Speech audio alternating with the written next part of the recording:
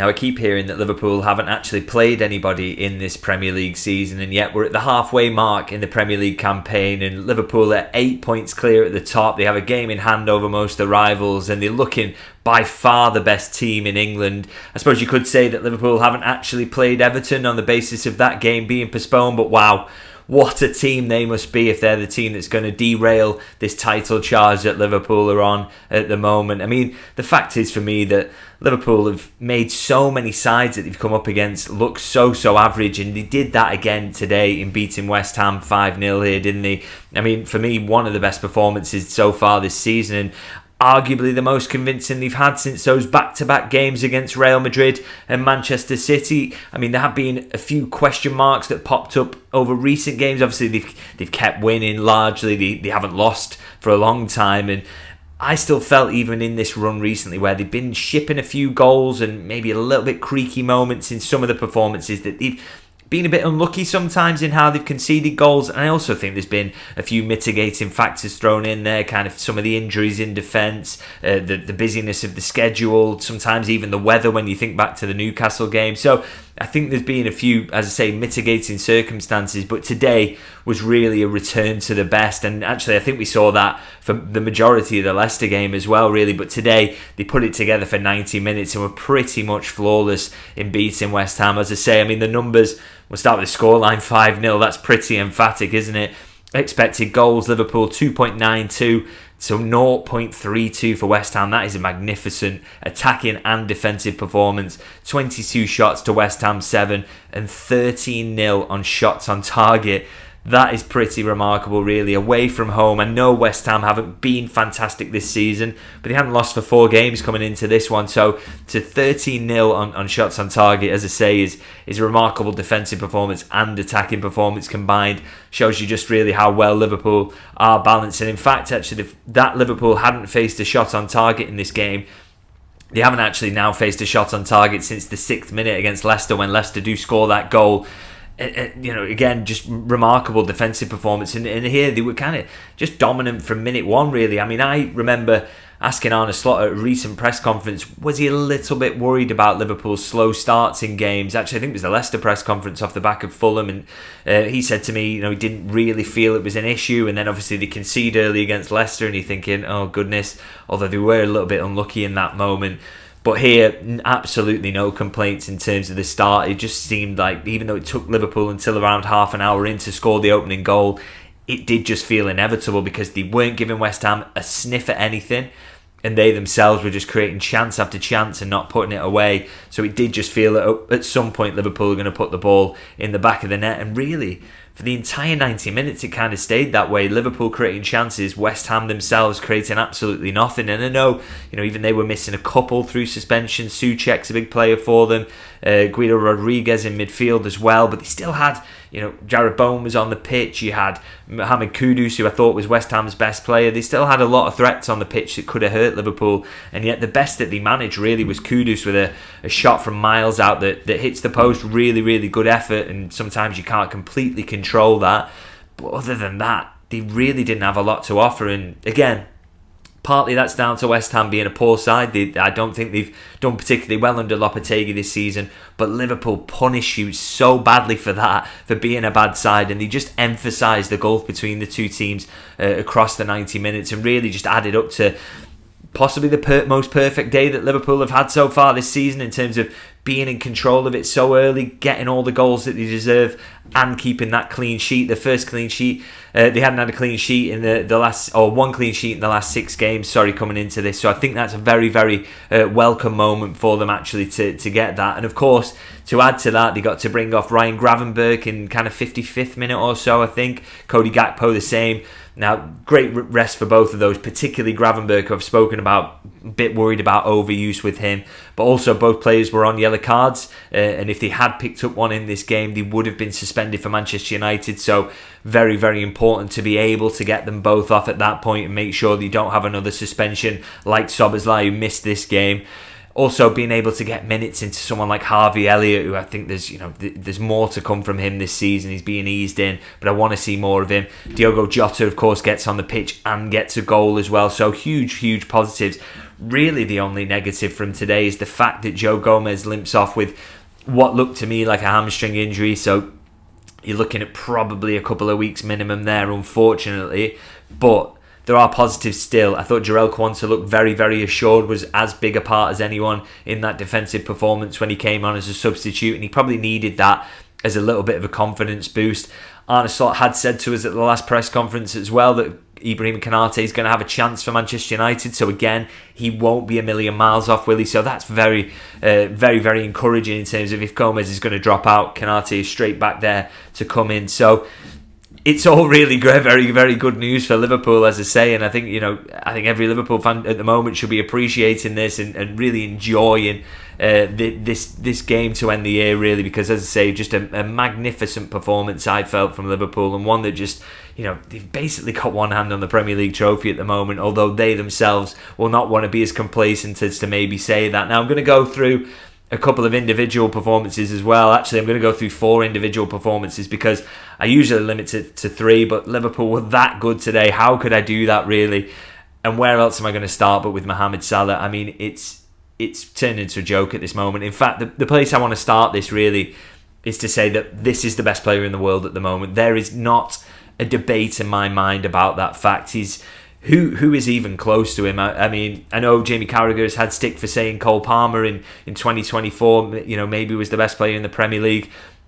And I maybe don't disagree with that in terms of Salah did have that injury towards the back end of last season. He did have a slight dip after it where he wasn't looking himself. I think AFCON took a lot out of him, really. But this season, there just isn't a debate around it. I mean, 2 goals and 2 assists, and yet another goal today. And both just said everything about him, really. The goal, he's showing like he's going to go to the far corner, but he's so capable of putting it in the near corner. He's just got every finish in the book. And the assists from 2 absolutely world-class dribbles. I mean, again, I'm aware that there's kind of a debate online about the Eden Hazard versus Mohamed Salah. That, for me, ended a long time ago when you look at the numbers Salah has consistently put up.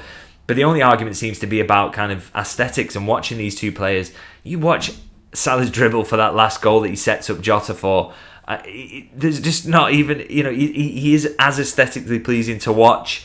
He's an unbelievable footballer. He provides goals, he provides assists, he provides everything you want. And for me, as I say, look, he's the best player in the world right now, and I don't think you were ever able to say that about Eden Hazard. So for me, Salah just out on his own at the moment. And I mean, of course, he gets another record in this game as well. He just seems to be clocking them up every week at the moment, which is that he got a goal and assist in 8 games so far this season, which is a record for a single season in the Premier League. He'll probably get some more games where he does that as well. So he's just clocking up these records. And just a quick run through his numbers as well. 7 shots. He probably should have had a hat-trick, by the way. He'll be disappointed.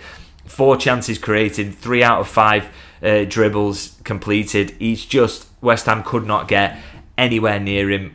There's not a team on the planet actually at the moment that seems to be getting anywhere near him. And I do have to say, and there's been a slight tweak to how he's used in this team but under Arne Slot, which is getting even more out of him. So you have to give him credit for that, the manager. I think he's done a great job with recognising that getting Salah into positions where he can affect the game as frequently as possible is the aim for Liverpool, and it has to be because he's that good. But of course, the main credit goes to the player who is just magnificent. For me, the best Liverpool player I've ever seen in my lifetime, which I didn't think I would see anyone better than Steven Gerrard. But this guy is, and like I say, can't say it enough, Liverpool have got the best player in the world at the moment. Now, another guy at the back who's pretty good as well, I would say, is Virgil van Dijk. Again, I want to say, we're talking about the best player in the world there, Mo Salah. Virgil van Dijk's got to be, for me, the best defender in the world as well. And it's not just what he does, but it's the way he does it. He looks so effortless at times. He's so in control. He's bullying defenders, but he's not having to work hard at it. He just has to kind of lean into them and they fall over. And he's as quick as anybody. He's as strong as anybody. and then he's got unbelievable class with the ball at his feet, from spraying passes everywhere, playing them through the lines, 93% passing accuracy, and he also wins 7 out of 7 duels, which is a lot of duels to contest and a lot of duels to win.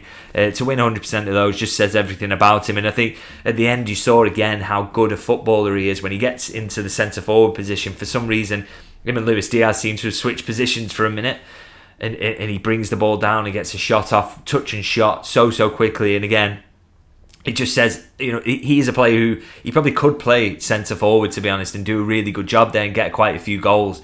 But what he is the best defender in the world, and you're probably better leaving him there. But I thought he was absolutely magnificent again today, and one of the big reasons Liverpool don't give up a shot on target. They also only give up 0.32 expected goals. So yeah, absolute joy to watch him play. And another one I want to highlight as well is Alexis McAllister. Again, I spoke about him after the Leicester game, and I thought he was really, really good again in this one. Maybe that rest has done him some good, because did maybe see a little bit of legginess before he got that suspension, but he seems to be back to his best now. Now he's had a little bit of time off, and his performance today, 7 out of 12 ground duels won. Again, he's always getting around into duels, so either that's dribbles or into challenges, and he's does very, very well in those in terms of winning them. 3 out of 4 tackles won. 3 chances created, 11 passes into the final third. So that just gives you a real idea of kind of the mix of things that he's good at, basically, which is winning the ball back, pressing, creating opportunities when he's in the final third, and also getting the ball from deep areas into that final third. So literally an all-round midfielder, really, who's giving you everything at the moment. And what I loved today was the way he kind of knitted the play for Liverpool, and was just always there to receive the pass under pressure, or just to move it on, or to just make sure Liverpool were always progressing. Or if a gap was created in their kind of defensive shape, he was always there to fill it. Just an absolute joy to watch, I think. And sometimes I wonder, does he always stand out? Does he get enough credit for what he is? Maybe not. Maybe he's one of those players who you have to kind of pay close attention to him to notice how good he is and how much influence he's having on the game. But I think Liverpool fans generally do, and do have a good idea of how good he is. And again, for me, just absolutely showed that today. And I want to talk, of course, about one more player. I did want to do 4 for this, because it was just such a magnificent performance, really. And that player I want to highlight is Trent Alexander-Arnold, and I just liked an awful lot about his performance today. I mean, one of the things he gets criticised for from time to time is his attitude in his defending, but I thought that was really good. He was a big part of kind of limiting the chances West Ham had down his side. Really seemed committed to not being beaten on the outside, and making sure that, even if a player kind of went past him, that he would make sure he'd get back to make it difficult for them. I mean, there's a moment in the second half where Emerson kind of gets outside of him, and yet he doesn't want to get dribbled past, but when it happens, he gets back, leans into the player, and kind of pushes him out of play before he can play a dangerous ball in. And again, just really, really good attitude in his defending. But also, beyond that, and I will just quickly say 4 out of 8 ground duels won, which shows that he was doing a very, very good job in terms of his defending. But also beyond that, 14 passes into the final third, which is the best for Liverpool. And again, shows you he's very, very important in terms of Liverpool progressing the ball up the pitch, and we did see that today. But also 3 chances created, and I so wish Mohamed Salah had put that one away. That Trent, they play a kind of 1-2, and Trent, great touch, great first time pass, Salah, great touch, and he just blasts it over the bar at the end. It would have been a brilliant goal that absolutely spelled how good both of these players are. Shame that didn't go in, but I still thought Trent really, really good. And I do think it's worth noting as well, obviously he gets the goal, big deflection, quite fortunate, but if you don't buy a ticket, you don't win the lottery. But his celebration, kind of, saying there's a lot of talk and all that kind of stuff, and for me kind of just exemplifies really that, I know a lot of people have bought into the reports that are coming from Spain at the moment, but I have to say this, Trent's camp are absolutely quiet on this, and he is committed to the fact that, look, this isn't going to be played out in public. I don't want this to happen. And because he isn't doing that, and he isn't filling the void, and he isn't coming out and saying this, that or the other, that void is being filled by, yes, the Spanish press, which we expect to happen. That is the way that Real Madrid work. They try and unsettle players, or they try and occasionally turn fans against the player, don't they? That is a tactic that they use. But also, also I sometimes think that void is being filled by anxieties from fans, where it's kind of, oh well, actually he's not that good anyway, because he hasn't said that, he's not come out and he said that he's going to stay. And I just think he's staying quiet on it because he wants to, That to me, that celebration today suggests that there's no deal done. It's my understanding that there's no deal done, and Liverpool certainly haven't been informed that he's off to Real Madrid. And so I just think everybody should kind of keep the powder dry and just wait till there's a resolution on this, because I think you don't want to get into a situation where you're saying things about Trent or saying things about a player and then it turns out they stay and you've got to kind of pull that back or whatever. I just think it's not a healthy way to enjoy football, in my opinion. And the fact is, I think Trent, as I say, with his celebration today, showed that it is just all noise and that we shouldn't pay attention to it. Liverpool are in talks with him at the moment. We hope there's a positive resolution on that front. But all this talk is just that at the moment. It's just talk, so we shouldn't pay too much attention to it. And as I say, very good performance from him today that I think reminded everybody that it'd be very, very nice if he stayed at Liverpool Football Club. So let's hope that he does that. And just want to wrap it up now, really. We're just saying that this has been an unbelievable end to the year, really, a brilliant finish to the year, and what is turning out to be a brilliant season for Liverpool, really. And I've said we've got the best player in the world there, we've got the best defender in the world there. Is this the best team in the world at the moment? Arguably so. They're top of the Premier League by a long way. They are top of the Champions League as well. But of course, the job is now for Liverpool to go on in the second half of the season and into 2025 and go and show that they are those things.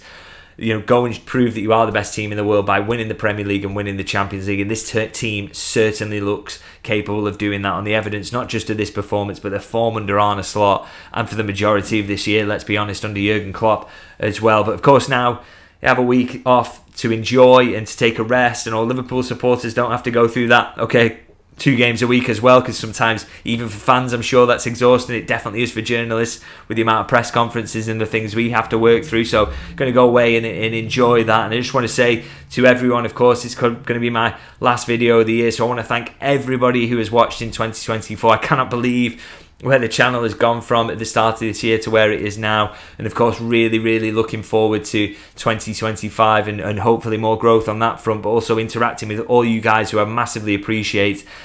And the fact is that Liverpool surely are going to win a big trophy in 2025 as well. I'm very much convinced of that, so lots and lots to look forward to. So as I say, Happy New Year to everybody who's watching, and I'll see you guys very soon.